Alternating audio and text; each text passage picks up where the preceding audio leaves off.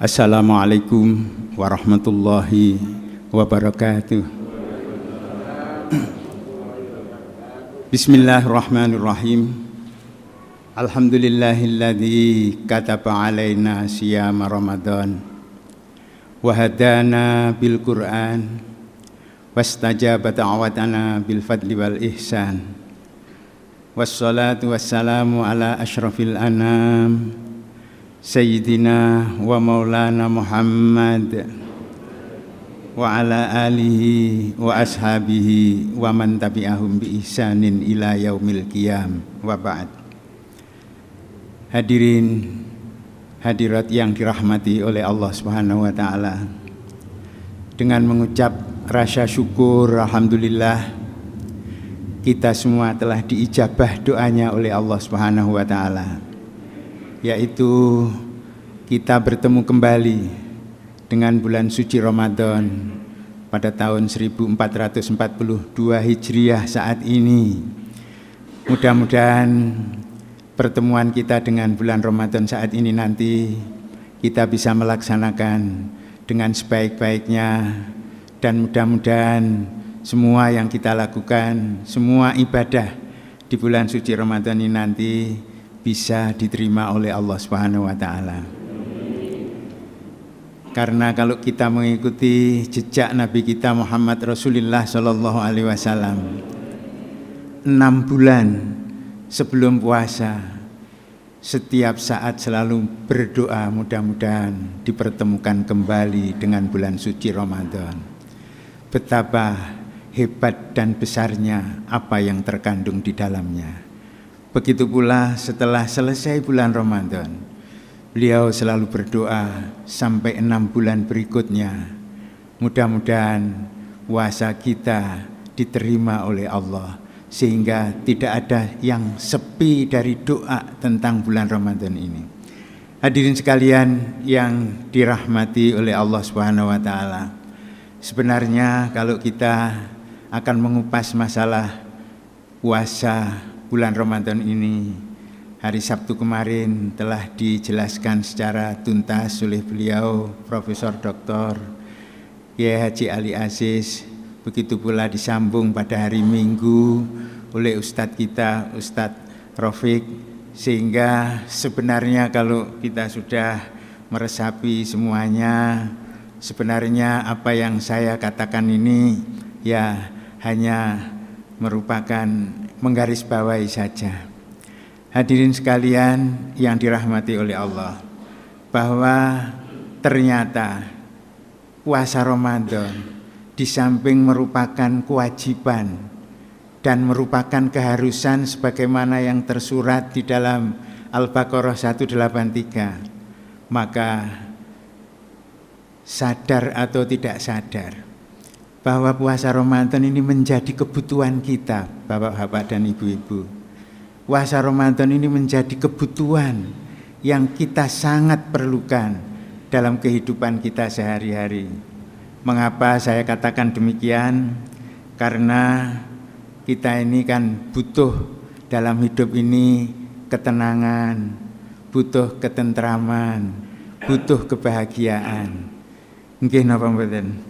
Nah, karena ini merupakan kebutuhan, maka tahapan puasa 10 hari yang pertama, yang di situ kita akan memperoleh yang namanya rahmah, karunia, ini adalah merupakan kehidupan kita menjadi kehidupan yang tenang, kehidupan kita ini menjadi kehidupan yang tentram, kehidupan kita ini menjadi kehidupan yang secara lahir dan batin kita ini menjadi dekat kepada Allah Subhanahu wa taala. Sehingga Ramadan ini menjadi sesuatu kebutuhan bagi kita ini sendiri. Ini yang pertama. Kemudian berikutnya, bahwa puasa Ramadan juga menjadi kebutuhan karena hidup ini perlu taat, perlu patuh, perlu disiplin. Nah, dengan puasa Ramadan ini pula kita ini menjadi kebiasaan untuk patuh, untuk taat kepada semua perintah-perintahnya, patuh, taat dengan ikhlas, menjauhi semua larangan-larangannya, yang itu menjadi kesimpulan bagi kita yang bertakwa, yang menjadi tujuan dari akhir puasa kita. Insya Allah kalau puasa ini kita bisa melakukan dengan baik, kita bisa melakukan dengan hati-hati, maka yang namanya patuh, taat, kemudian disiplin, nggak ada yang tidak disiplin pada puasa kita ini. Coba kalau kita suruh berbuka, jangankan 1 menit, setengah menit sebelum waktunya, nggak mungkin kita mau, karena kita disiplin. Disiplin waktu, disiplin untuk kita melakukan apa saja, kita taat terhadap perintahnya. Begitu pula pada waktu kita sahur, kita nggak mungkin dimundurkan apalagi 1 menit. Bahkan pada saat imsak diumumkan melalui masjid, kita semua sudah bergegas untuk segera menyelesaikannya. Jangan sampai kita ini tertunda, kemudian kedahuluan waktu subuh. Nah, ini kebutuhan Bapak-bapak dan Ibu-ibu sekalian, kebutuhan kita dalam kehidupan. Karena apa? Karena disiplin, karena taat, ini menjadi satu kebutuhan dan kita harapkan menjadi perilaku kita setiap hari, setiap saat, sehingga sampai datang puasa lagi, kita ini akan benar-benar hidup ini tenang dan diridhoi oleh Allah Subhanahu wa taala.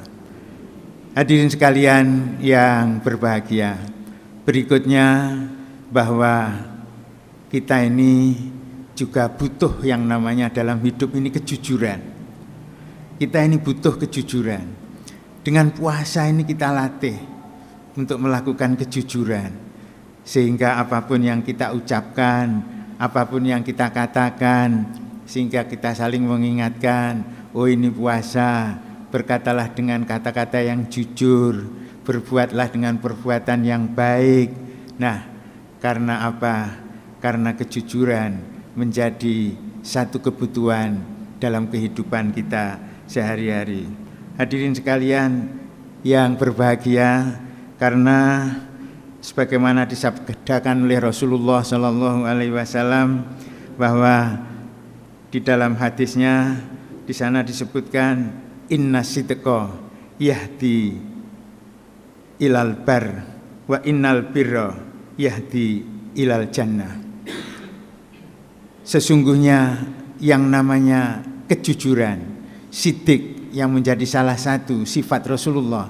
Siddiq bahasa Jawanya adalah teman, adalah sesuatu yang bisa membawa kita ilal bir, ke dalam kebaikan. Wa innal birra yahdi ilal jannah, dan kebaikan ini akan membawa kita ke surga. Begitu pula sebaliknya, wa innal kadziba yahdi ilal fujur wa innal fujur yahdi ilan nar.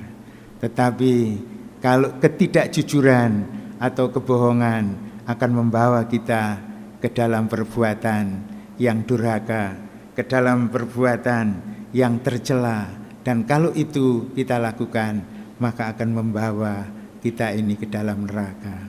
Nah, hadirin sekalian yang berbahagia, begitu pula di dalam Al-Qur'anul Karim, di sana disebutkan a'udzubillahi minasyaitonirrajim. Ya ayyuhalladzina amanu taqullaha wa kunu ma'as-shadiqin.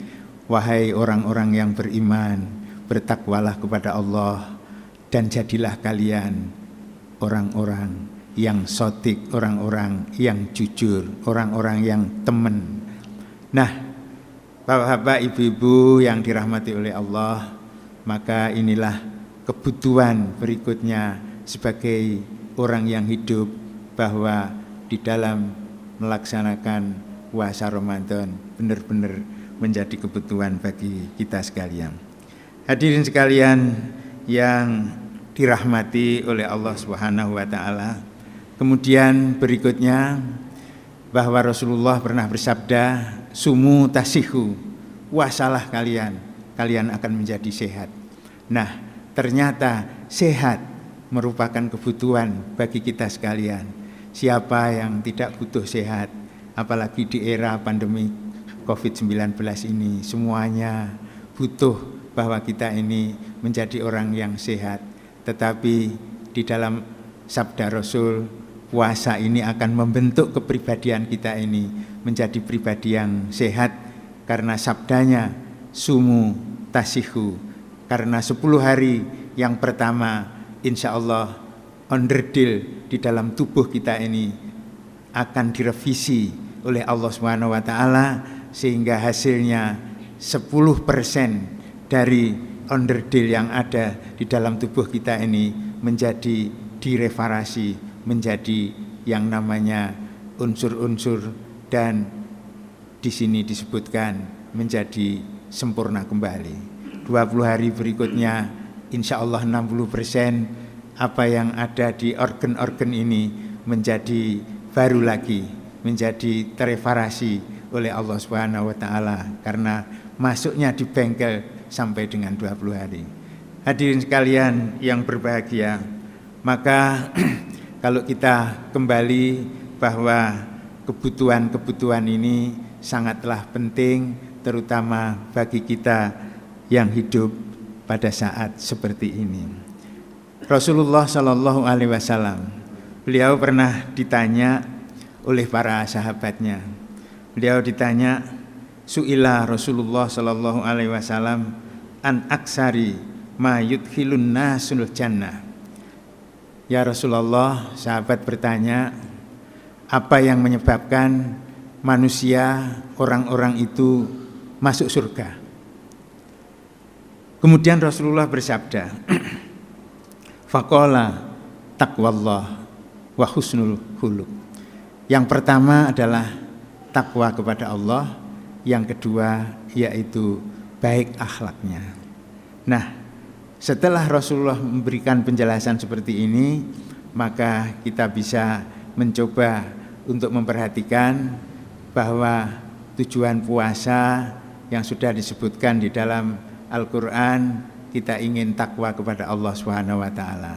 Nah, kalau orang yang bertakwa sudah pasti akhlaknya menjadi akhlak yang hasanah, akhlaknya menjadi akhlak yang baik.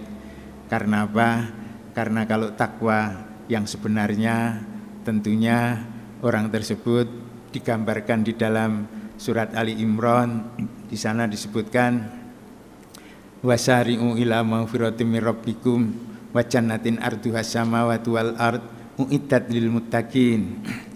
Bergegaslah kalian untuk menuju pengampunan Allah, menuju surga yang di situ disiapkan oleh orang-orang yang bertakwa kepada Allah, yang luasnya surga seluas langit dan bumi. Lah, siapa mereka yang bertakwa? Alladzina yunfikuna fis-sarra wad-dharra wal kadhiminal ghaidz wal afina 'anin nas wallahu yuhibbul muhsinin, yaitu orang-orang yang menafkahkan harta bendanya baik di waktu lapang maupun di waktu sempit. Nah, yang berkaitan dengan infak, yang berkaitan dengan sedekah, tentunya yang sudah punya kewajiban jangan lupa zakatnya dikeluarkan. Yang kemudian tidak punya apa-apa, maka Rasulullah Shallallahu Alaihi Wasallam, kamu membaca tasbih, membaca hamdalah, membaca takbir, itu sudah termasuk sedekah.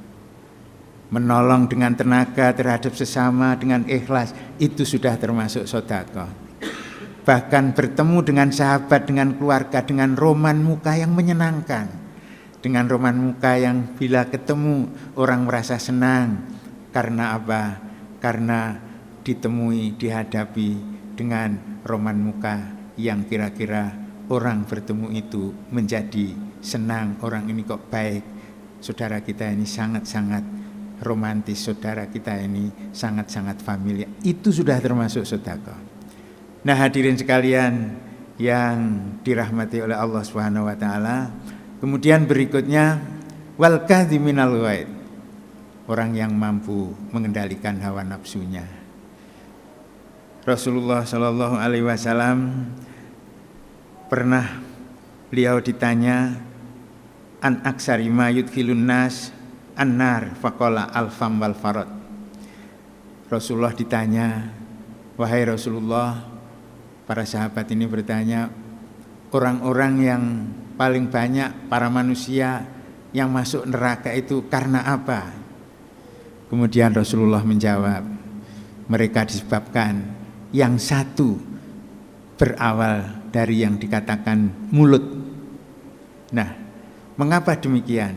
Dari mulut inilah keluar kata-kata yang kadang-kadang menyakitkan orang lain, yang kadang-kadang merupakan hoak, yang berakibat menjadi fitnah.